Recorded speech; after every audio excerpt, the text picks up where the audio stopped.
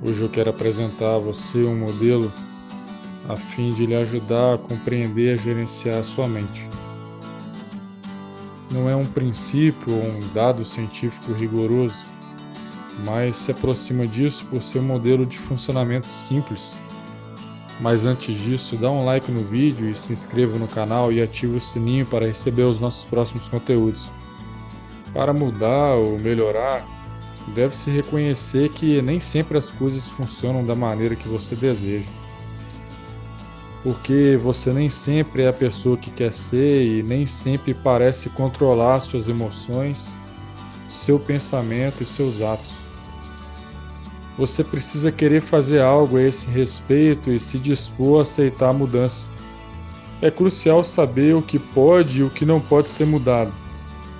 Você tem que aceitar algumas coisas a seu próprio respeito, outras não.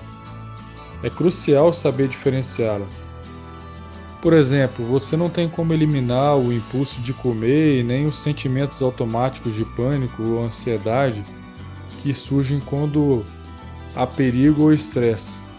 No entanto, você pode administrá-los. Os exemplos do que você pode eliminar incluem os pensamentos infrutíferos, irracionais ou negativos, e os comportamentos destrutivos, como atormentar-se com autorrecriminações ou ter explosões violentas. Você precisa reconhecer o que é possível e o que não é. Por exemplo, é possível ficar em forma e saudável, ter confiança e melhorar os relacionamentos. Mas não é possível sentir-se feliz o tempo todo ou esperar que todos gostem de você. Administrar suas emoções e seus pensamentos é uma habilidade. Você deve se dispor a dedicar tempo para adquirir habilidades afetivas e também para perseverar nelas. Você tem escolha e sempre há opções na vida. Reconhecer isso e fazer as próprias escolhas é crucial. Nós precisamos ter uma noção básica do que há no interior da nossa cabeça e de como ela funciona. Segundo o modelo de administração da mente que vamos apresentar, baseado no trabalho de Steve Peters, 3 cérebros se combinam para formar a mente psicológica: o frontal, o límbico e o parietal.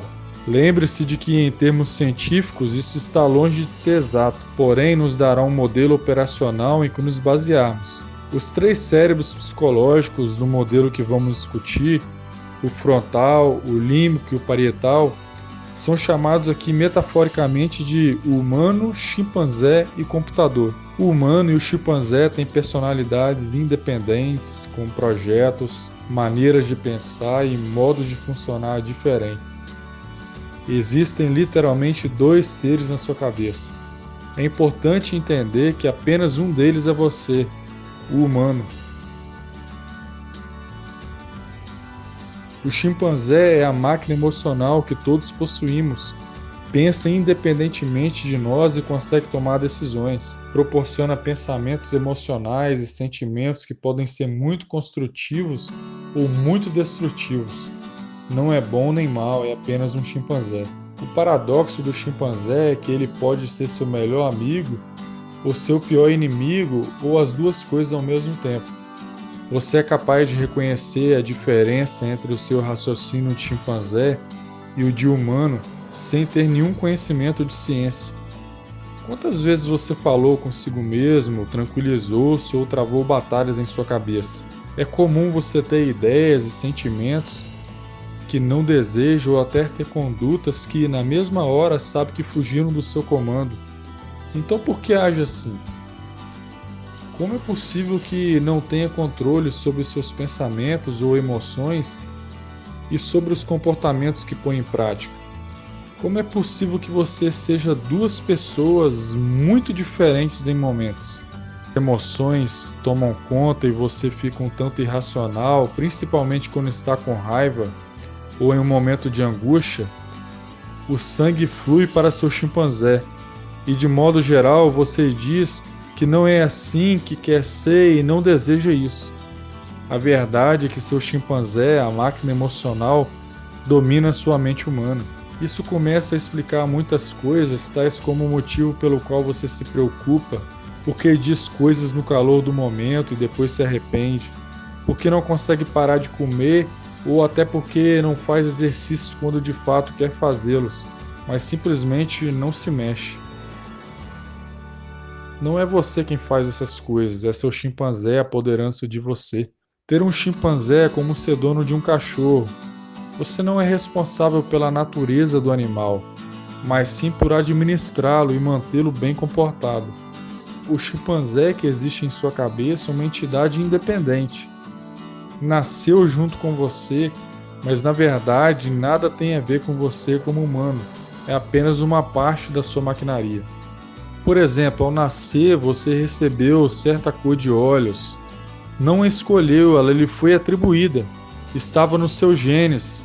Não há muito que se possa fazer quanto a isso, de modo que você aceita a cor dos seus olhos e leva a vida adiante. De forma similar, você não escolheu ser um chimpanzé. Ele lhe foi atribuído e você precisa aceitá-lo. Ele tem mente própria e pensa com ideias originais, que não são as suas. É uma máquina viva feita para servir a um propósito que é o de garantir a geração seguinte.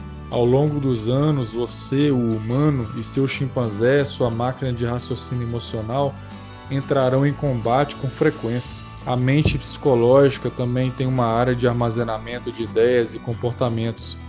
Comportamentos que aqui vamos chamar de computador, que fica espalhada pelo seu cérebro inteiro.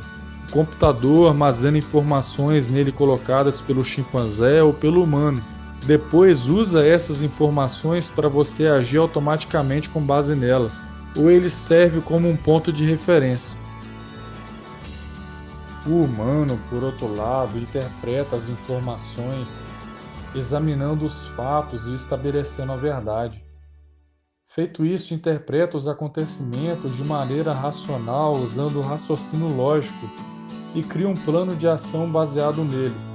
Portanto, a lógica é a base do raciocínio e da ação do humano. Os humanos começam a desvendar o que está acontecendo mediante o estabelecimento dos fatos. Uma vez reunidos os fatos, eles procuram estabelecer a verdade e nela baseiam suas convicções. Eis algumas características do raciocínio lógico. Baseia-se em dados factuais, é racional, opera em sintonia com o contexto e tem perspectiva, capta nuances e produz juízos equilibrados. Os humanos trabalham com dados factuais e buscam provas. Mantém a mente aberta e tem a capacidade de mudar de ideia e de enxergar o ponto de vista de outras pessoas. Não personalizam suas visões ou suas crenças, de modo que não ficam na defensiva quando são questionados. Quando somos muito jovens, temos o costume de agir por meio do chimpanzé e vemos quase tudo em preto e branco. As crianças demonstram isso pela dureza com que julgam as situações. Os humanos adultos pensam com matizes de cinza. Como adultos, aprendemos a reconhecer que pode haver muitos fatores envolvidos quando tentamos compreender alguma coisa e admitimos que talvez não disponhamos de todos eles. Os dois processos são saudáveis, mas levam a interpretações diferentes do que acontece e como lidar com isso. Portanto, seja qual for o evento, haverá dois de você interpretando o que acontece e formando opiniões sobre o que deve ser feito. Às vezes, vocês dois concordam sobre como agir e não há problemas, porém é frequente que discordem. Nesses casos, o chimpanzé é mais poderoso, de modo que assume o controle dos seus pensamentos e das suas ações.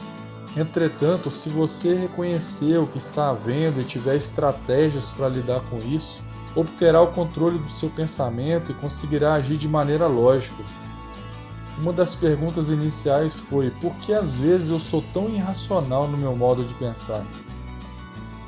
Agora a resposta deve estar clara, não é você que está pensando, e sim o seu chimpanzé que está assumindo o comando e pensando em seu lugar. O propósito e o projeto pessoal do chimpanzé se resume à perpetuação da espécie e sobrevivência pessoal. O projeto do humano é chegar à autorrealização. O chimpanzé funciona segundo as leis da selva e faz isso por ter impulsos e instintos potentes. O humano age segundo as leis da sociedade e faz isso usando poderosos impulsos éticos e morais, geralmente com uma consciência. Sem sombra de dúvida, o maior desafio para o indivíduo humano é viver tendo em seu interior um animal que está decidido a seguir as leis da selva e a usar impulsos e instintos extremamente poderosos para realizar seu projeto. O humano é você e você mora no seu lobo frontal. O chimpanzé é sua máquina emocional que lhe foi atribuída quando você nasceu e vive no seu sistema límbico. Podemos concluir que você precisa saber a hora certa de estar no modo chimpanzé e a hora certa de estar no seu modo humano. Ir para uma competição esportiva no seu modo humano não vai ajudar muito. Muito melhor cessar a sua agressividade. Porém, ao lidar com colegas de trabalho, usar o seu lado humano pode ajudar muito, não é verdade?